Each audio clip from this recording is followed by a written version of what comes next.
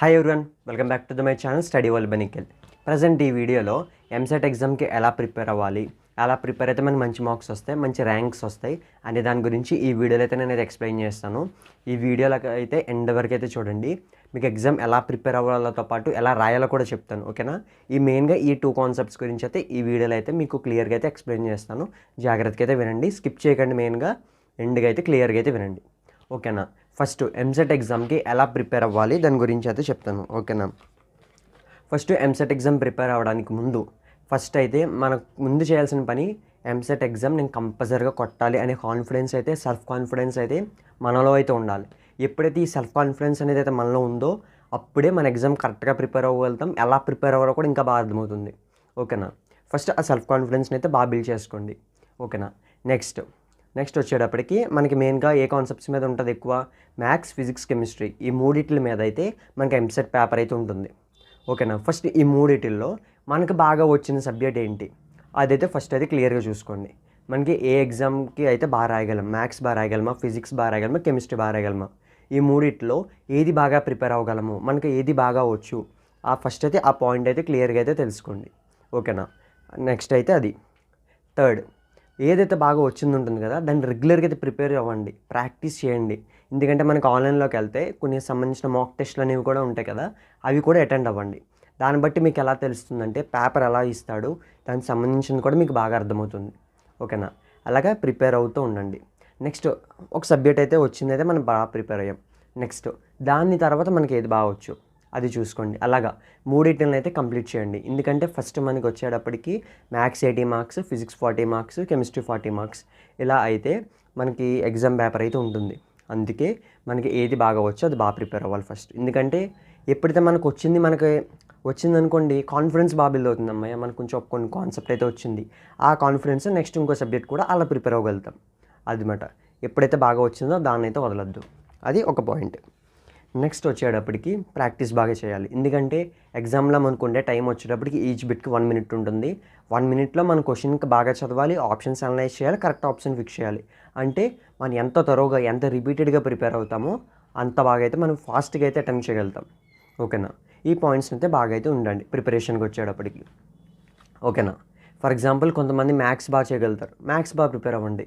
కొంతమంది ఫిజిక్స్, కెమిస్ట్రీలో టాప్లో ఉంటారు, అవి బాగా ప్రిపేర్ అవ్వండి. ఎందుకంటే ఏ కాన్సెప్ట్ నుంచి అయితే మనకి ఎక్కువ స్కోర్ అవుతుందో మనకి అలా మార్క్స్ పెరిగే కొద్దీ మన ర్యాంక్ ఇంప్రూవ్మెంట్ ఉంటుంది. ఎందుకంటే మనకి ప్రతి మార్క్ ఇంపార్టెంట్. ఎందుకంటే ఒక మార్క్ తగ్గిందంటే మనకి థౌజండ్స్లో, హండ్రెడ్స్లో మనకి ర్యాంక్ అనేది పడిపోతుంది. అలాంటప్పుడు ఏమవుతుందంటే మనకి మంచి కాలేజ్లో సీట్ రావడానికి అయితే ప్రాబ్లం అవుతుంది అనమాట. అందుకే more practice, more marks, best rank, ఆ కాన్సెప్ట్ అయితే మనం వదులుకోకూడదు, ఓకేనా? ఇలా అయితే మనం ఫస్ట్ ప్రిపరేషన్ అనేది ఈ లెవెల్లో ఉంటుంది, ఓకేనా? ఇలాగైతే అయింది. ఇప్పుడు మనకి అప్పుడు దాకా మనం ఏం తెలుసుకున్నాం? ఎగ్జామ్ ఏది బాగా ప్రిపేర్ అవ్వాలి, ఎలా మనం సెల్ఫ్ కాన్ఫిడెన్స్ బిల్డ్ చేసుకోవాలి, ఎలా ప్రిపేర్ అవ్వాలి, ఎలా ప్రాక్టీస్ చేయాలి అనే గురించి అయితే ఇప్పుడు దాకా అయితే మనం తెలుసుకున్నాం. నెక్స్ట్ మెయిన్ థింగ్, ఎగ్జామ్ ఎలా అటెంప్ట్ చేయాలి దాని గురించి అయితే తెలుసుకుందాం. ఎందుకంటే ఇదే మనకు మెయిన్ ఇంపార్టెంట్ అనమాట. అందుకే ఫస్ట్ వచ్చేటప్పుడు ఫస్ట్ థింగ్ పేపర్ అనేది మనకి డిస్ప్లే అయిపోతుంది కదా, దాని తర్వాత మనకి ఏది బాగా వచ్చో ఫస్ట్ డైరెక్ట్గా అందులోకి వెళ్ళిపోవాలి. మ్యాథ్స్, ఫిజిక్స్, కెమిస్ట్రీ, ఈ మూడిట్లో మనకి ఏది బాగా వచ్చు. కొంతమందికి ఫిజిక్స్ బాగా చేయగలుగుతారు, ఫిజిక్స్కి వెళ్ళిపోతారు. కెమిస్ట్రీ బాగా చేసి కెమిస్ట్రీకి వెళ్తారు. మ్యాథ్స్ బాగా చేయగా మ్యాథ్స్కి వెళ్తారు. ఇలాగ ఎవరైతే ఏ సెక్షన్లో బాగా టాప్గా ఉన్నారో, టాప్ నాట్స్గా ఉన్నారో ఫస్ట్ అదైతే రాసేయండి. గుర్తుపెట్టుకోండి, మనకి బిట్కి 1 మినిట్ మించి ఎక్కువ ఉండదు. మన క్వశ్చన్ లెందీగా ఉండి ఆ ప్రాబ్లం అవుతుందంటే బిట్ని స్కిప్ చేసుకోండి.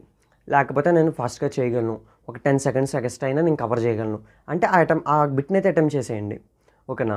ఎందుకంటే మనకి టైం అనేది చాలా ఫాస్ట్గా అయితే అయిపోతుంది. ఎందుకంటే అన్ని బిట్స్ బాగా అటెంప్ట్ చేయాలనుకున్న వాళ్ళకి టైం అస్సలు సరిపోదు. ఏదో కొంచెం నార్మల్గా వచ్చేయచ్చు, మార్క్స్ వచ్చినా పర్లేదు అనే వాళ్ళకైతే టైం చాలా సరిపోతుంది. ఎవడైతే ఫుల్ పాయింట్ స్కోర్ చేయాలనుకుంటాడో, టాప్ ర్యాంక్ రావాలనుకుంటాడో వాడు బిట్కి వచ్చేది 1 మినిట్టే. ఆ 1 మినిట్ని అయితే మనం వేస్ట్ చేసుకోకూడదు, ఓకేనా? కొన్ని బిట్స్కి వితిన్ 40 సెకండ్స్లోనూ 30 సెకండ్స్లోనే ఆన్సర్ వచ్చేస్తుంది. ఎందుకంటే దానికి షార్ట్ కట్స్ తెలిసిన వాడైతే ఈజీగా చేసేస్తాడు. అదే మనకు లెందీ ప్రాసెస్ తెలుసు అనేవాడికైతే కొంచెం టైం పడుతుంది. ఎవరికైతే లెందీ కాన్సెప్ట్స్ అనిపిస్తుందో, లెందీ టైం అంటుందో వాడైతే చాలా ఫాస్ట్గా అయితే వితిన్ 20 to 30 సెకండ్స్లోనే బిట్స్ అనలైజ్ చేయగలగాలి. మనం ఆన్సర్ షార్ట్అవుట్ చేసుకుంటూ ఉంటాం. ఎందుకంటే అలా అయితేనే మనకు 1 మినిట్ టైం అనేది సరిపోతుంది. కొన్ని కెమిస్ట్రీస్ ఉన్నాయి, కొన్ని ఫిజిక్స్లో కొన్ని బిట్స్ ఉన్నాయి. ఫిజిక్స్లో కొన్నిటికి అయితే డైరెక్ట్ ఆన్సర్ బిట్స్ ఉంటాయి, కొన్ని థియరిటికల్ బిట్స్కి. కొన్ని ప్రాబ్లమేటిక్ బిట్స్ కూడా ఉంటాయి ఫిజిక్స్లో, అవి కొంచెం లెందీ టైం తీసుకుంటుంది. అందుకే ఏ సెక్షన్లో అయినా సరే మనం టైం బాగా కవర్ చేసుకుంటూ రావాలి. ఎందుకంటే మనకి టైం తగ్గే కొద్దీ మనకి బిట్స్ అటెంప్ట్ చేసే ఛాన్సెస్ కూడా తగ్గిపోతాయి. అది అనమాట. అలాగా ఒక్కొక్క దాన్ని అనలైజ్ చేసుకుంటూ ఫాస్ట్గా క్విక్గా ఆన్సర్ సెలెక్ట్ చేసుకుంటూ అయితే వెళ్ళాలి. ఫర్ ఎగ్జాంపుల్ మనకి ఏది రావట్లేదు, అన్నీ కష్టంగా ఉన్నాయంటే సింపుల్ ట్రిక్ ఏంటంటే అన్నిటికీ ఒక ఆప్షన్ పెట్టుకుని వచ్చండి. ఎందుకంటే ఎంసెట్కి వచ్చేటప్పటికి మనకి నెగిటివ్ మార్కింగ్ ఉండదు కాబట్టి ఏ బిట్ని వదిలేసి రావక్కల్లా, ఏ బిట్స్ని కూడా. ఇంకేం చేస్తాం, ఫస్ట్ వచ్చినవన్నీ పెట్టుకుంటూ వెళ్ళిపోతాం. ఇంకా రానిది టైం మిగులుతుంది కాబట్టి మనం ఫాస్ట్గా ఒక ఆప్షన్ పర్ఫెక్ట్గా అనుకుని ఒక ఆప్షన్ అన్ని బిట్స్ని పెట్టుకుంటూ రావాలి. ఎందుకంటే జంబ్లింగ్ ఒక 2 పెట్టుకుని, ఒకటి 4 పెట్టుకుని, 1 పెట్టుకుంటే లెక్క బాగుంటే ఆ 3 రైట్ అవ్వచ్చు, లేకపోతే ఆ 3 పోవచ్చు. మనకి యావరేజ్గా మినిమం కరెక్ట్ పాయింట్స్ అని రావాలి అనుకుంటే మనం చేసేది ఏంటంటే, ఇంకో బెస్ట్ ట్రిక్ చెప్పనా, మన కరెక్ట్ ఆన్సర్స్ అనేది ఏ ఆప్షన్ పెడతామో చూసుకోండి. ఎందుకంటే మ్యాక్సిమం 99% ఒక్కొక్క ఆప్షన్కి 40 బిట్స్ కింద డివైడ్ చేస్తారు. ఎలా చెప్పాలంటే ఏబిసిడి ఇచ్చారనుకోండి, A40, B40 అలా డివైడ్ చేస్తారు. ఫర్ ఎగ్జాంపుల్ 1, 2, 3, 4 కింద ఉన్నాయనుకోండి, 140, 240 అలా ఉంటాయి. మనకి ఏ బిట్ అయితే మనం కరెక్ట్ అనుకుంటున్నామో దానికి ఆప్షన్ వేసుకోండి. ఫర్ ఎగ్జాంపుల్ నేను చెప్తాను, 24 బిట్కి ఏ కరెక్ట్ అనుకోండి, అలా రాసుకోండి సెపరేట్గా. 5 సెకండ్స్ నుంచి ఎక్కువ పట్టదో రాసుకోండి. అలా రాసిన తర్వాత ఏ బిట్ అనేది మీకు తక్కువ అటెంప్ట్స్ చేసినట్టు వచ్చిందో రిమైనింగ్ అనేవి పెట్టండి. అలాగైనా సరే మనకు పాయింట్స్ని స్కోర్ చేసే ఛాన్స్ ఉంటుంది. ఇలాగా ఈ ప్యాటర్న్లో అయితే మన ఎంసెట్ ఎగ్జామ్ ప్రిపేర్ అయ్యి రాసినట్లయితే మనకి మంచి ర్యాంక్ వస్తుంది, మంచి కాలేజ్లో సీట్ వస్తుంది. ఓకేనా? ఈ పాయింట్స్ని అయితే బాగా క్లియర్గా గుర్తుపెట్టుకోండి. ఎలా ప్రిపేర్ అవ్వాలి, ఎలా ఎగ్జామ్ రాయాలి, ఎలా హైయెస్ట్ మార్క్స్ స్కోర్ చేయొచ్చు, ఎలా మంచి ర్యాంక్ వస్తుంది, తర్వాత మంచి కాలేజ్లో సీట్ కూడా వస్తుంది. ఓకేనా? ఈ పాయింట్స్ని అయితే మర్చిపోకుండా బాగా అయితే ప్రిపేర్ అవ్వండి. ఎంసెట్ ఎగ్జామ్ రాసిన తర్వాత కామెంట్స్లో చెప్పండి మీరు ఎగ్జామ్ ఎలా రాశారు. ఓకేనా? Bye friends.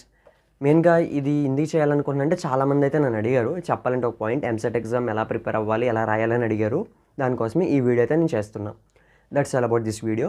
ఇంకా మీకు ఏమైనా డౌట్స్ ఉన్నాయంటే కామెంట్ సెక్షన్లో పెట్టండి. ఆర్ మన టెలిగ్రామ్ ఛానల్ లింక్ అనేది నేను డిస్క్రిప్షన్